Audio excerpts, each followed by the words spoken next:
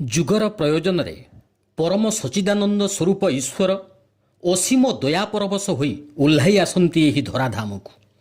ସେ ଆସନ୍ତି ଯେତେବେଳେ ମାନବ ହୃଦୟ ତମୋସୋମା ଜ୍ୟୋତିର୍ଗମୟର ସାଧନାରେ ମାତି ଉଠେ, ଯେତେବେଳେ ମଣିଷ ଚାହେଁ ସତ୍ୟର ଆଲୋକ, ଜ୍ଞାନର ଆଲୋକ। ଜୀବନର ବିଭିନ୍ନ ସମସ୍ୟାରେ କ୍ଷତବିକ୍ଷତ ହୋଇ ମାନବ ଯେତେବେଳେ କାତର ପ୍ରାର୍ଥନା ଜଣାଏ, କିଏ ଅଛ ମୋତେ ରକ୍ଷା କର, ସେହି ସମୟରେ ଆସନ୍ତି ସେହି ପରମ କାରୁଣିକ ସ୍ୱୟଂ ଈଶ୍ୱର ମାନୁଷୀ ତନୁ ଧାରଣ କରି ସେହି ଅସୀମ ସସୀମ ହୋଇ ଧରା ଦିଅନ୍ତି।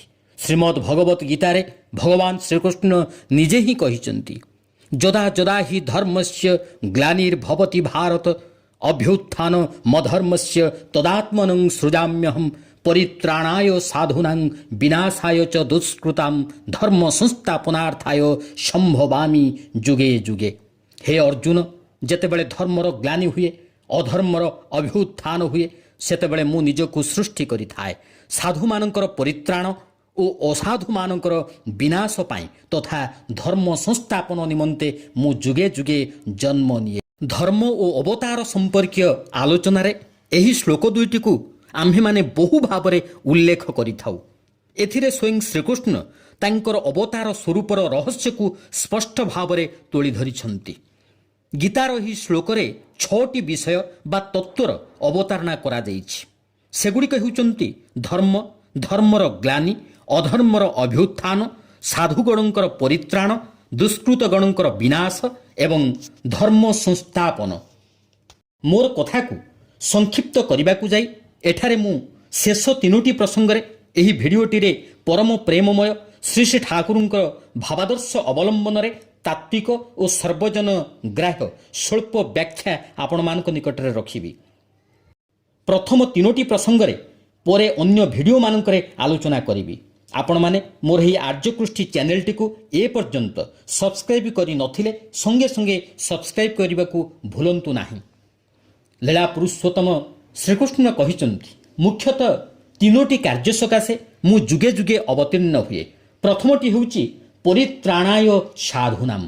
ଥରେ ଶରତ ହାଲଦାର ଭାଇ ଦୟାମୟ ଶ୍ରୀ ଶ୍ରୀ ଠାକୁରଙ୍କୁ ପଚାରିଲେ, ପରିତ୍ରାଣାୟ ସାଧୁନାଂ ମାନେ କ'ଣ?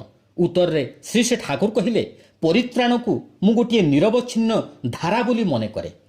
ପରିତ୍ରାଣ ହେଲା ଉନ୍ନତି ମୁଖର ଚଳନର କ୍ରମାଗତି, ତା ମଧ୍ୟରେ ପୁଣି ପରି ଅଛି, ତାର ମାନେ କମ୍ପ୍ଲିଟଲି, ସମ୍ପୂର୍ଣ୍ଣ ଭାବେ ଅଚ୍ୟୁତ ନିରନ୍ତରତାରେ ଚାଲି ସାଧୁମାନେ ଯେତେବେଳେ ସେହି ପୂର୍ଣ୍ଣ ଉନ୍ନତିରେ ପହଞ୍ଚନ୍ତି ସେତେବେଳେ ହୁଏ ସେମାନଙ୍କର ପରିତ୍ରାଣ। ଆଉ ଠିକ୍ ଓଲଟାଟା ହେଲା ବିନାଶାୟ, କ୍ରମଶଃ କ୍ଷୟମୁଖୀ। ଦ୍ୱିତୀୟଟି ହେଉଛି ବିନାଶାୟ ଚ ଦୁଷ୍କୃତାମ୍। ଏହି ପ୍ରସଙ୍ଗରେ ଶରତ ଭାଇଙ୍କ ପ୍ରଶ୍ନର ଉତ୍ତରରେ ଶ୍ରୀ ଶ୍ରୀ ଠାକୁର କହିଲେ, ଦୁଷ୍ଟ ମନ ଥିଲେ ହିଁ ଲୋକ ଦୁଷ୍ଟ କର୍ମ କରନ୍ତି।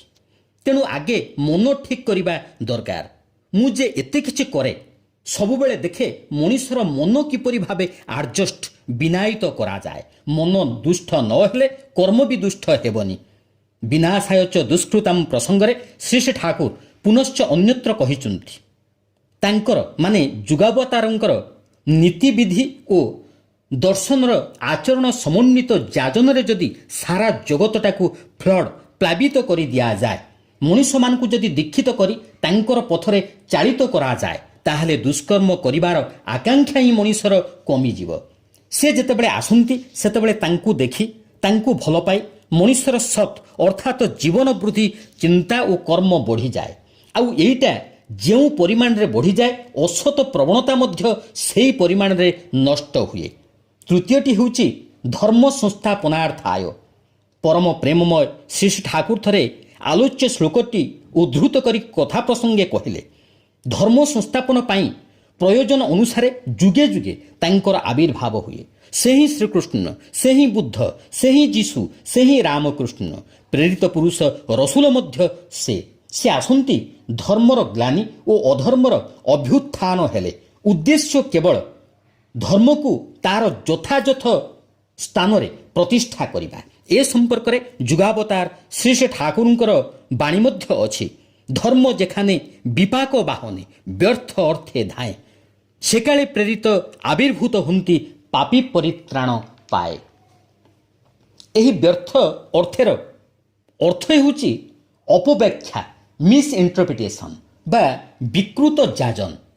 ଇଂରାଜୀରେ ଗୋଟିଏ କଥା ଅଛି, ମିସଫର୍ଚ୍ୟୁନ୍ ଷ୍ଟାର୍ଟସ୍ ଫ୍ରମ୍ ମିସ୍ ଇଣ୍ଟରପ୍ରିଟେସନ୍, ଅର୍ଥାତ୍ ଅପବ୍ୟାଖ୍ୟାରୁ ହୁଏ ଦୁର୍ଭାଗ୍ୟର ସୂତ୍ରପାତ। ଶ୍ରୀ ଶ୍ରୀ ଠାକୁର ମଧ୍ୟ କହିଛନ୍ତି, ଧର୍ମର ବିକୃତ ଯାଜନ ଦ୍ୱାରା ହିଁ ଧର୍ମର ସବୁଠାରୁ ବେଶୀ ଗ୍ଲାନି ହୁଏ। ଆଉ ଏହିଭଳି ସମୟରେ ପ୍ରେରିତ ପୁରୁଷ ଆବିର୍ଭୂତ ହୋଇ ଧର୍ମର କଦର୍ଥ ତଥା ଅପପ୍ରୟୋଗକୁ ରୋକିବା ସହିତ ସାଧାରଣ ଜନତାକୁ ପରିତ୍ରାଣ କରନ୍ତି, ମାନେ ସଠିକ୍ ଦିଗ୍ଦର୍ଶନ ଦେଇ ରକ୍ଷା କରନ୍ତି। ସେଥିପାଇଁ ଯୁଗପୁରୁଷୋତ୍ତମ ଶ୍ରୀ ଶ୍ରୀ ଠାକୁର ଅନୁକୂଳ ଚନ୍ଦ୍ର ନିଜର ସ୍ୱାଭାବିକ ଜନ୍ମସିଦ୍ଧ ଆଚରଣ ମାଧ୍ୟମରେ ହିଁ ଧର୍ମର ସଠିକ୍ ବ୍ୟାଖ୍ୟା ସଂସାରକୁ ପ୍ରଦାନ କରିଛନ୍ତି।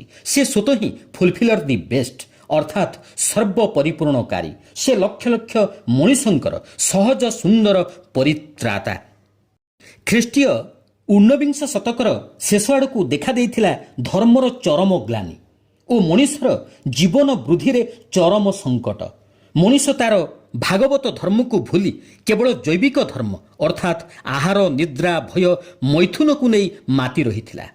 ଏହିଭଳି ଜୀବନ ମରଣ ସନ୍ଦିକ୍ଷଣରେ କଳିର ଅନ୍ତିମ ପର୍ଯ୍ୟାୟରେ ସମସ୍ୟା ଜର୍ଜରିତ ପ୍ରବୃତ୍ତି ପ୍ରପୀଡ଼ିତ ମନୁଷ୍ୟ ସମାଜର ଉଦ୍ଧାର କଳ୍ପେ ଯୁଗର ପ୍ରୟୋଜନରେ ଯୁଗପୁରୁଷୋତ୍ତମ ଶ୍ରୀ ଶ୍ରୀ ଠାକୁର ଅନୁକୂଳ ଚନ୍ଦ୍ରଙ୍କର ଶୁଭ ଆବିର୍ଭାବ। ତାହା ଥିଲା ଇଂରାଜୀ 1888 ମସିହା ସେପ୍ଟେମ୍ବର ମାସ 14 ତାରିଖ ଭାଦ୍ର ଶୁକ୍ଳ ତାଳ ନବମୀ, ଶୁକ୍ରବାର ସକାଳ 7:05। ସେହି ଦିବ୍ୟ ଔରସ ଥିଲା ମହିୟସୀ ଧର୍ମପ୍ରାଣା ମାତା ମନମୋହିନୀ ଦେବୀ ଓ ଅତୀବ ସଜ୍ଜନ ପିତା ଶିବଚନ୍ଦ୍ର ଚକ୍ରବର୍ତ୍ତୀ ମହାଶୟଙ୍କର। ଦିବ୍ୟ ସ୍ଥାନ ଥିଲା ଅଧୁନା ବଙ୍ଗଳାଦେଶର ପାବନା ଜିଲ୍ଲା ଅନ୍ତର୍ଗତ ସୁବିଶାଳ ଖରସ୍ରୋତା ପଦ୍ମା ନଦୀ କୂଳରେ ଅବସ୍ଥିତ ହିମାୟିତପୁର ଗ୍ରାମରେ। ଯୁଗପୁରୁଷ ପରମ ପ୍ରେମମୟ ଶ୍ରୀ ଶ୍ରୀ ଠାକୁର ସ୍ୱୀୟ ପରିକଳ୍ପିତ ନବବିଶ୍ୱ ରୂପାୟନ କଳ୍ପେ ଆବିର୍ଭୂତ। ଏକ ବିଶେଷ ବାର୍ତ୍ତାକୁ ନେଇ ଏଥର ତାଙ୍କର ଧରାବକ୍ଷକୁ ଆଗମନ। ଏଥର ସେ ଆସିଛନ୍ତି ବିବାହ ଓ ସୁପ୍ରଜନନକୁ ମାର୍ଜିତ କରି ମନୁଷ୍ୟର ମୂଳ ବୁନିୟାଦକୁ ଏକ ସୁଦୃଢ଼ ଭିତ୍ତିଭୂମି ଉପରେ ଛିଡ଼ା କରାଇବାକୁ। ଏହି ପ୍ରଜନନ ପରିଶୁଦ୍ଧି ଓ ବିବାହ ସଂସ୍କାର ହିଁ ଶ୍ରୀ ଶ୍ରୀ ଠାକୁରଙ୍କର ପ୍ରବର୍ତ୍ତିତ ଆନ୍ଦୋଳନର ମୂଳ ଭିତ୍ତି। ସେ ପୁରୁଣା ପ୍ରଥା, ନୀତିବିଧି ଓ ସଂସ୍କାରଗୁଡ଼ିକୁ ପରିମାର୍ଜିତ ଓ ସଂଶୋଧିତ କରିବା ସହିତ ଯୁଗର ପ୍ରୟୋଜନ ଅନୁଯାୟୀ କିଛି ନୂଆ ବିଧାନ ବି ଦେଇଛନ୍ତି। ସେ ପଞ୍ଚନୀତି ପରିପାଳନର କଥା ମଧ୍ୟ କହିଛନ୍ତି। ସେ ଇଷ୍ଟ ଗୁରୁ ଆଦର୍ଶ ରୂପେ ମାନବ ସମାଜର ଏକାନ୍ତ ଅନୁସରଣୀୟ। ସେ ହିଁ ସମସ୍ତଙ୍କର ଏକାନ୍ତ ନିର୍ଭରଯୋଗ୍ୟ ପରମ ଆଶ୍ରୟ, ଅମୃତର ପଥ। ସାରା ବିଶ୍ୱବାସୀଙ୍କୁ ଶାନ୍ତି, ପ୍ରୀତି ଓ ସ୍ୱସ୍ତିର ସ୍ୱାଦ ଚଖାଇବା ପାଇଁ ଶ୍ରୀ ଶ୍ରୀ ଠାକୁର ପ୍ରତିଷ୍ଠା କରିଛନ୍ତି ସତ୍ସଙ୍ଗ ଭଳି ମଣିଷ ତିଆରି କାରଖାନା। ଏହା ଏକ ସଂଗଠନ ନୁହେଁ, ବରଂ ଏକ ଅଭିଯାନ, ଏକ ଆନ୍ଦୋଳନ, ଯାହାର ଉଦ୍ଦେଶ୍ୟ ମଣିଷକୁ ଜୀବନ ବୃଦ୍ଧିର ପଥରେ ପରିଚାଳିତ କରିବା। ଆଜି ସତ୍ସଙ୍ଗ ଗୋଟିଏ ବିରାଟ ମହୀରୁହରେ ପରିଣତ ହୋଇଛି। ଚାରିଦିଗକୁ ସେ ତାର ଶାଖା ପ୍ରଶାଖା ବିସ୍ତାର କରିଛି ଏବଂ ହଜାର ହଜାର ନରନାରୀ ତାର ଛାଇରେ ବସି ଶାନ୍ତି ଓ ନବଜୀବନ ଲାଭ କରୁଛନ୍ତି ଏବଂ ଶ୍ରୀ ଶ୍ରୀ ଠାକୁରଙ୍କର ଶାଶ୍ୱତ ବାଣୀ ଶୁଣି ଧନ୍ୟ ହେଉଛନ୍ତି। ପରମ ଦୟାଲ ସମସ୍ତଙ୍କୁ ଆହ୍ୱାନ କରି କହିଛନ୍ତି, ସଦ୍ଗୁରୁଙ୍କର ଶରଣାପନ୍ନ ହୁଅ, ସତ୍ନାମ ମନନ କର ଆଉ ସତ୍ସଙ୍ଗର ଆଶ୍ରୟ ଗ୍ରହଣ କର। ମୁଁ ନିଶ୍ଚୟ କରି କହୁଛି, ତୁମକୁ ଆଉ ତୁମର ଉନ୍ନୟନ ପାଇଁ ଭାବିବାକୁ ହେବ ନାହିଁ। ମୋର କଥାକୁ ସଂକ୍ଷିପ୍ତ କରିବାକୁ ଯାଇ ଅନେକ କଥାକୁ ସମ୍ବରଣ କରିଲି। ପ୍ରକୃତରେ ସେହି ମହାନ ପୁରୁଷଙ୍କ ବିଷୟରେ କହିବା ଏତେ ସହଜସାଧ୍ୟ କଥା ନୁହେଁ। ଯୁଗ ପୁରୁଷୋତ୍ତମ ଶ୍ରୀ ଶ୍ରୀ ଠାକୁର ହେଉଛନ୍ତି ସକଳ ବୈଶିଷ୍ଟ୍ୟର ସଙ୍ଗମ ତୀର୍ଥ, ସବୁ ବିରୋଧର ଚରମ ସମାଧାନ, ସମସ୍ତ ବୈଚିତ୍ର୍ୟ ମଧ୍ୟରେ ଶାଶ୍ୱତ ଐକ୍ୟ ତାନ। ତେଣୁ ଅସଲ କଥା ହେଉଛି ତାଙ୍କୁ ଅବଲମ୍ବନ କରିବା, ତାଙ୍କୁ ଧରି ଚାଲିବା।